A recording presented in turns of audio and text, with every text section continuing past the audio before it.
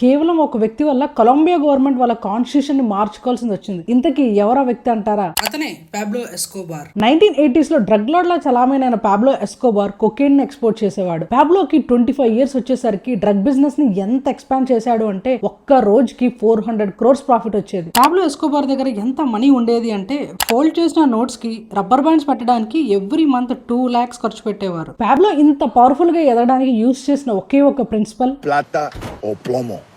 అంటే మనీ కావాలా లేదా బుల్లెట్స్. ఈ యొక్క ప్రిన్సిపల్ తో Pablo police, bureaucrats, government officials అందరినీ కంట్రోల్ చేసేవాడు. సైకారోస్ అని ఒక సొంత షూటర్ గ్రూప్ ని రెడీ చేసుకున్నాడు. పాబ్లోకి ఎవరన్నా అగేన్స్ట్ గా వెళ్తే షూట్ చేసి పడేసేవారు. 1991 లో అమెరికా అలానే కొలంబియా ఒక ఎక్స్ట్రాడిషన్ ట్రీటీని సైన్ చేసుకున్నారు. ఈ ట్రీటీ ప్రకారం పాబ్లోని అరెస్ట్ చేసి అమెరికన్ జైల్లో పెట్టాలి. ఇది తెలిసిన పాబ్లో పబ్లిక్ గా సరెండర్ అయ్యాడు. దీంతో పాటు తన 2 కండిషన్స్ ని ఒప్పుకుంటే కొలంబియా గవర్నమెంట్ కున్న $10 billion అప్పును తీరుస్తానన్నాడు. 2 కండిషన్స్ ఏంటంటే, కండిషన్ 1 కొలంబియా గవర్నమెంట్ అమెరికాతో సైన్ చేసిన ఎక్స్ట్రాడిషన్ టీటీని చింపేయాలి. కండిషన్ 2 కొలంబియాలో తానే సొంతంగా ఒక జైలు బిల్డ్ చేసుకోవడానికి కొలంబియా గవర్నమెంట్ నుంచి ఏ ప్రాబ్లం ఉండకూడదు. స్ట్రేంజ్ థింగ్ ఏంటంటే కొలంబియా గవర్నమెంట్ ఈ 2 కండిషన్స్ కి ఒప్పుకుంది. చెప్పినట్టే పాబ్లో ద క్యాథడ్రిల్ అనే జైలు ని బిల్డ్ చేశాడు. ఈ జైలు ఒక రిసార్ట్ లా అన్ని లగ్జరీస్ తో ఉండేది. పాబ్లో జైలు నుంచే తన నెట్వర్క్ అంతా ఆపరేట్ చేసేవాడు. 2 December 1993 లో పాబ్లోని జైలు నుంచి షిఫ్ట్ చేస్తున్నప్పుడు పోలీసులు షూట్ చేసి చంపేశారు. పాబ్లో చనిపోయిన తర్వాత